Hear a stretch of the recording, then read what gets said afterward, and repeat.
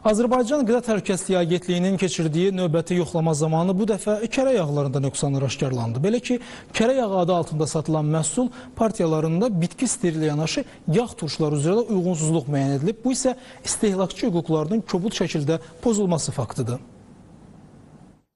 Kərə yağı adı ilə satılan bəzi yağların tərkibində uyğunsuzluq aşkarlanıb. Belə ki, Qida Təhlükəsizliyi Agentliyinin həyata keçirdiyi nəzarət tədbirləri çərçivəsində fiziki şəxs İmanverdiyev Elman Sahiboğlu tərəfindən istehsal olunan kərə yağı məhsullarından nümunələr götürülüb. Nümunələrin sınaq nəticələrinə əsasən kərə yağı adı ilə satılan məhsul partiyalarında bitki esterini ilə yanaşı yağ turşuları üzrə də uyğunsuzluq aşkar edilib.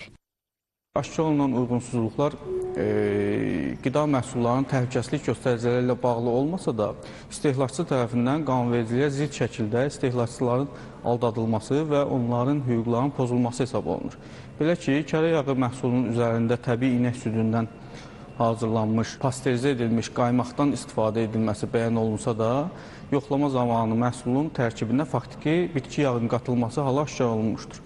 Sözü gedən məhsul partiyaları 7 noyabr 2024-cü il və 23 dekabr 2024-cü il istehsal tarixli natural əmtəə nişanlı kərə yağı, 5 dekabr 2024-cü il istehsal tarixli tac əmtəə nişanlı kərə yağı, 13 dekabr 2024-cü il istehsal tarixli Selski əmtəə nişanlı kərə yağı məhsullardır.